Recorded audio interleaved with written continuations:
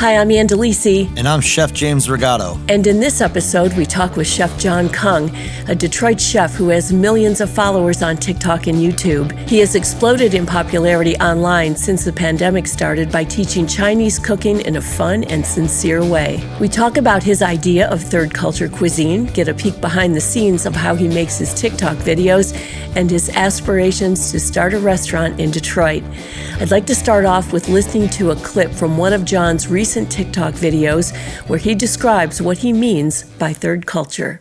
There are many ways to identify as a person of third culture, but most of the time, the culture of your home is different than the culture of the country that you live in. Maybe you're in Utah and your parents are from Pakistan, or maybe you're in Dallas and your parents are from Nigeria. Basically, you cross a cultural divide every day just by walking through the doors of your home. With that might come some challenges like the culture shock you faced as a kid, or you lack a true sense of belonging. Maybe your aunties will say you're too westernized while a stranger on the street will look at you like a foreigner. And those challenges are unique to a lot of people regardless of the ethnicity and the culture that they come from. But I'm here to tell you that it can be a creative superpower too. What you have is in-depth and nuanced knowledge on two cultures, when most people in the world only have one.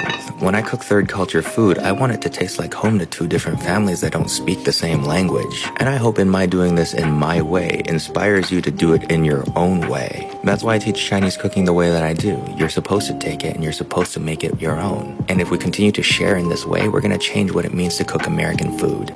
I'm just a huge fan. I love the sound of your voice. I love the way, I just love the way you talk and the way you inform and the way you're thoughtful. The way you think out loud. That's what it is. I love the way you think out loud and it makes me think. It's like, oh, okay, I get that. I can follow this. I know what he's thinking. This is great. This is why this is happening. You're just so brilliant at it. And I'm so excited that young people are excited.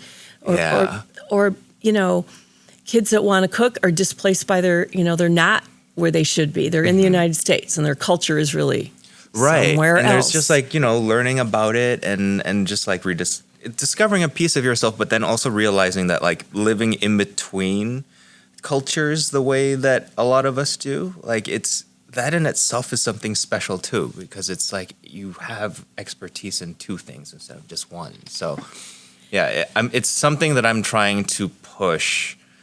I'm actually working on writing a book now. So I've sold a book, and is it daunting and exciting? It is terrifying. Yeah. It is my first book, and it's with a major publisher. And I am for my first book. I'm tackling the concepts and ideas of third culture food, which is a term that I'm trying to coin, where it's more nuanced than fusion. Whereas with fusion cuisine, I believe you studied within one culture predominantly, and then you're just on the surface picking and choosing from others. But for third culture cuisine, you have to have in-depth experience in both, and there's nuance in that expertise. And so if you're cooking third culture food, it should be familiar to two completely different sets of people in a way. You've really done a wonderful job with that, because I can see it. I can see it in your in the dishes that you make, but how thoughtful you have to be to make it appeal to both cultures and make everybody feel oh, I get that. Because otherwise, it's been during, I guess, pre-pandemic, there was a lot of gatekeeping, and there was a lot of people taking offense. There were some arguments that I do think are valid when it comes to representation of one's own culture. But at the same time, this is a lot of the people that were shouting the most at the highest volume were people that I would never give you the keys to that gate whatsoever. I would never consider you an expert at the culture that you are purporting to like So wow, that's interesting. A lot of times what I saw was, okay, you are a person who was raised in the United States, and you have or raised in the West, like a brown person who was raised in the West, and you carried with you a lot of baggage and a lot of hurt for being teased for being different when you were younger, and you're kind of like mad that people are curious about it now when you have invested your life into trying to acclimate. So a lot of it comes from that. That's very interesting. Yeah. That's a lot of, you know, when I eat somebody's food, I think you can feel them in it, like their mindset, their feelings, their passion. Oh, yeah. When they cook for you. Oh, for sure. Absolutely. And I find all of that part of it to be fascinating, like somebody's history, their whatever is in their food when they cook for you. And also, like, through food, I think people do get curious about other people's culture. Like, I certainly do. It's like, well, why did this happen? Where did this come from? Why would you do it this way? You know, all James is this- actually really great about it. He's got like this really chaotic curiosity that's just like, Oh, it's all over the place. Yeah. like I can just picture him in the shelves of a grocery store, and he's probably, what's this? And it's fantastic the way that he's just so willing to try things. Yeah. It's exciting to watch. I mean, and that's what's exciting to watch you cook as well, because there are moments when I think, wow, how did he get to this place? How did you get to this dish? How did this come? What part of your history is this from? What memories does this trigger for you? Like all of that history in the food. But then there are moments when, as you said, there are other cultures there. There's American things that go into your food, that you have found a way to marry these two cultures in a way that, you know, people have failed time and time again. Let's be honest. You know, Rachel Lutz knew I was going to talk to you. She sent me this TED Talk. And this woman was talking about how there's more Chinese restaurants in the United States than like McDonald's, Burger King, all these things put together. And how many of them are really good or authentic or whatever. But the fascination for me is that that people want to eat it. They're probably not eating the real thing most of the time. But the fact that they're like, that is so popular in the United States is very interesting to me. Yeah, Chinese food in America is like actually quite insane. Like as far as like from a historical perspective, I think like there were Chinese restaurants. They're the first Chinese restaurants predated the invention of American football. And like the first Chinese restaurant like opened in San Francisco like 100 years before the first Super Bowl or something like that. Crazy. When you're talking about like I love that though. the place that like specifically Chinese people have in the United States, like does not make sense on how othered I think like Chinese and Asian people are as far as Americans go. No question. So yeah, it was something. It was like it. I think everything that had been happening now has been like encouraging me, and that's like those are themes that I'm tackling in this book. And like, how do you go about that? Like, well, I don't really.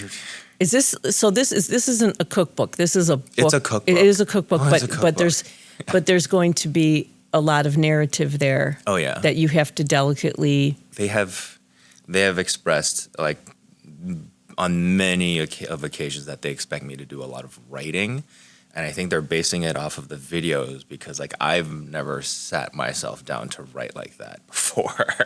So You know what people forget is that there's a difference. Like I have to write for people to listen, Yeah. and then I have to write for people to read. yeah. It's and that's a not the same different. thing. It's not even close. No. Because I've had people write things for me to read. And it's not you. It's not. Yeah. It has to be for your ear. Yeah. And then other things have to be for your eyes. And it's a very different thing. And they were asking you to take on quite a task, which is to take what I have talked about in your videos, which is there's this conversational approach. And as you're thinking out loud when you're doing things and you're narrating, that's very different than writing about. Imagine what that's gonna be. I'm getting help. Thank God. Yeah, But, yeah. Well, it's good, Yeah. but it's also good to have somebody like help you distill what you're thinking, and that's a tall order for anybody to do. And it's a good thing that you're going to have somebody helping. And then you'll have a number of people that you're going to share it with to tell you. Because then you need fresh eyes on it. Oh, for sure. For people that you really trust to tell you the truth as to where it's perfect and where you can fix it. And that's a good thing. Yeah. And it's just so cool being in here because, like, you know, I have like a tiny little setup on my desk at home and stuff like that. So like I see like all your noise cancellation stuff here and really good microphones. Yeah. Your stuff looks and sounds great, though. Oh, thank honestly. you. Like I've done producing video stuff too, and have worked for a production company in the past. And so I'm really mindful of those things. Like I know what it takes to do it. I know how much work you put into it. Like I can see the work in it that other people are like, wow, that's really cool. I want to be like him. 50 seconds long, right. Oh, man. Like it's a lot when of I tell you, work, like when I first started, the difference though, the amount that I've learned that I had to learn just for the sake of being like efficient in time, like it used to take me like, it still takes me like 2 days to make like a video, but like they were long days of like editing. Editing is soul crushing sometimes. It is. It's so hard. Editing video is not that, it is not bad. No, it's bad. It's awful. It is very, it's awful. But like once you get into a mode and like you realize once you start to get an appreciation that is just another level of storytelling that you can add, well, that you're adding over. Right. That part is fun, but actually doing it is awful. So like I guess it's like editing is great in theory, but like when I do these like long audio pieces that are like an hour long, that I have sources from all different places and interviews, and then I have to write all of the script, and then I have to read it myself and then edit it all together. Like when Bob Dylan turned 80, I did this huge, and it's Bob Dylan. He's been making music for 60 years. It's like, where do you start? I'm like, oh my God. Like it was so daunting. I was just kicking and screaming the whole way. I was like, I hate you, Bob Dylan. You are ruining my life. And then when I finally got into it, it was like, what's the best way to talk about Bob Dylan? It's like, use his words to let people know who he was and have other people talk about him. Mm-hmm. Instead of trying to do this biography, this is like ridiculous. It would take a week of audio to do that. But the editing is just so tedious. Yeah. Oh my God. It had to take me 35 hours to do it from start to finish, from the research to finding all the stuff. And that's the thing, people don't realize, they think, oh, Ann, gosh, that's fun. That was so nice. Fun. That was so nice. Wasn't that fun? Wasn't that fun to do that? I totally get it. No, it was not fun at all. I mean, I'm glad you're having fun, but like I said before, that's when people, you're doing your job because they think it's so easy. But when I watch your videos, I'm like, oh man, it's a lot of work. I can see it. That's okay. And those earlier videos, I was learning as I was going. So it was like torture, right? It was awful. Trial and error the whole time, figuring out what you want to do and what you don't want to do. But it's so great. Do you have one camera, right? I have I have one camera, but I've started to try to do camera and phone. Oh, nice. Because like I realized like my phone was good enough when I started this. Yeah. I could be using it again. They're so good now. Yeah, so having two angles that shot at the same time, that's very, very helpful. And I've recently upgraded my sound where I had a shotgun mic that I used both for voiceovers and now actually have a mic for the computer. Though that made my life so much easier too. Yeah, when you just get to a USB mic. It was a Rode USB mic. Yeah, it makes a huge difference. It's like you get to that point where you're like, I'm going to use anything I can to make my life easier because this is hard enough. Like.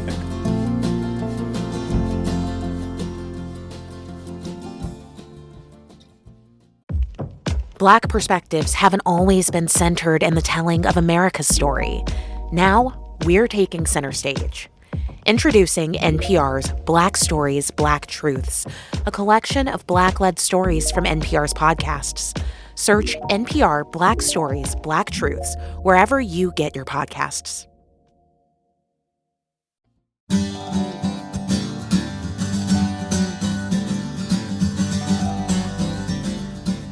you're just, you just have such a perfect disposition to do this. Oh, I'm so glad that you're getting the attention you deserve and probably never expected. I never You did have for an a second. international following now, which is just so exciting. I mean, and I love the fact that kids are probably, totally into watching you do this and all this stuff with Funimation. Yeah, Funimation. I mean, like that. I think we're still talking. I mean, like but like all those gigs have lapsed at this point. Like, Okay. we're finally done. Yeah. Do you want to do any more of that? I'm open to it. Yeah. But it's there's no shortage of work now. Well, you know what? You're going to be in this enviable position of having to pick and choose what you want to do.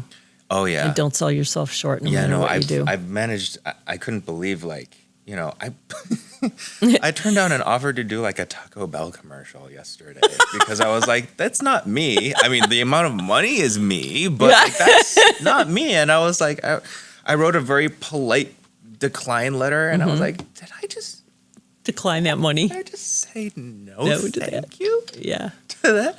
Where it was like, this time last year I was collecting unemployment. Isn't that crazy? Yeah. God, the pandemic just forced you into a place you never would have gone. Yeah. I always call that stuff like the cosmic kick in the ass. Oh my gosh, When I the believe it. when I the- believe it. The Because like, universe pushes you into places you never would. You're like, oh, all right. and the way like so many people like thrived, and it seems to me, because I pretty much live on TikTok, that I kind of like gained. I grew in the same way that a lot of other cooks on TikTok grew. So I consider us to be like a cohort or a class. And I was like, oh my gosh, there's so many of us. Until we started to try to like visit each other. We all met in Chicago a couple weeks ago, and it my was super gosh. fun. And then I realized, like, there are only a handful of us in like this entire country that we like did this. And like it only happened to like this maybe plus 10 people who couldn't make this trip. It was insane. That's really interesting. Yeah. Were you the only Asian person? Oh no. Actually, I think there are more Asian people than not. There was. Oh, I'm always that's- dealing with a that's- Chinese person. The person on this trip was I met up was a Korean vegan. Mm-hmm. Her name's a Korean vegan. She's very, very big. Her name's Joanne Molinaro. Oh, I've heard of her. Oh, Yeah. she's fantastic. I've heard of her. She's very good. And then this other girl named Jessica, and her thing was like she makes bento boxes for her kids, and that's what she does is like every day. Isn't that And she makes these something? beautiful little I lunch can boxes. imagine. And then like it's interesting what people like what is like enough for people to like just succeed. Yeah. When it was like, yeah, Jessica may not be like a chef in any way, but she makes these beautiful little like works of art, and people love it because it's for her children, and like they resonate with that. And those two people are much bigger than I am. That's when people make an emotional connection with somebody, I Yeah. think, and it's the vehicle is food or Right. whatever. Or but- whatever it is that they're showing Yeah. on their video, where people Yeah. are like, the person with the most followers, he's actually from here. His name's Dylan. And he used to work at Cold Stone, and he used to make these videos of him just making ice cream at Cold Stone and telling these like little stories. Yeah. He got 10 million followers. And like, cause kids love watching him. And like and then I listened to him talk about it, and I was like, okay, you are very just aware of how this works and what to do. And you used your one skill to do it, which is really like, I'm not selling that short. Like that is genius. So he was really methodical about Oh it. yeah, totally. He watched videos for like hours and hours and hours, figuring out like what is it that kept people watching, and how to like not cheat the system, but to maximize like why people stayed at. And now he's got his own. Now he's opening a like. He's also like 25, and now he's opening his Cold Stone competitor now. Like he's Isn't that opening an ice something? cream brand. Isn't that crazy? So you're going to work on the book. I'm sure you have all kinds of offers coming in. What do you still want to have your own restaurant? Yes, I do. I mean, I've been in Detroit for so long, and like this was my goal for so long. And like whether or not I do things just for I do things on social media or not, like I still like I still want to be able to share the things that I make in some way, shape, or form. So me being like, even though Eastern Market is changing, it still has like a very important place in my heart. And for me to do something for that community, which is just to open something that is affordable and good. And like, just like, it's not trying to do much. I just want to do like noodles and dumplings. Like that, nothing like serious, nothing fancy. You know and what? Then upstairs. That's all people need. I know. That's all we need. Geez, that would be plenty. And then like upstairs, I'll still do my studio things, but like, wouldn't it be nice if like I wasn't doing that for the money? Like if I was just doing it just to do it. Yeah. That would be pretty cool. Yeah. Something that like supports my crew like 100%. I don't need to take anything of it except for maybe like creative satisfaction. And then I'll just go off and do a video. Like wouldn't that be so satisfying to just do things for that reason?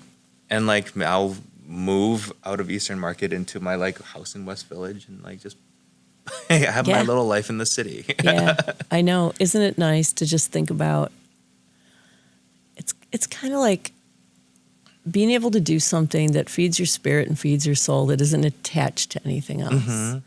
I totally get that. It's like after a while, like there's certain things that I just will say, like just recently I just said to my bosses, I'm like, I'm not doing that anymore. I said, I fulfilled my commitment. There's something to doing things artistic and knowing it's good and the satisfaction of knowing listeners really love it and you love it when you hear it. There's another thing to having a gun to your head to produce so much stuff in a certain amount of time, and it takes it takes all the joy out of it. And I said, I never intended to work this way. Yeah. And I won't do this. And I think like the pandemic did a really good job in making a lot of us realize like, oh wait, what? We were doing this for why? Like oh, I'm definitely a different person. Me too. You know, it's like you ask yourself, like, you know, like, you know that the pandemic changed you, and sometimes you don't even know how, and then things will come up, and you're like, I would have reacted differently to that 2 years ago. Yeah. Oh, absolutely. And it's not a bad thing. No, I don't think so. I worked so hard last year.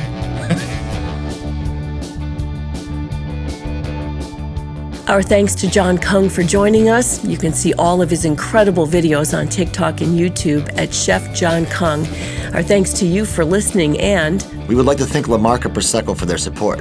From the hills of Veneto, Italy, you can never go wrong with Prosecco, whether it's in a spritz or drinking straight. Joan Isabella is our executive producer with producer David Lyons, editing, mixing, and mastering by Sam Bobian, production support provided by Studios on the Pond, original music by the Mallet Brothers.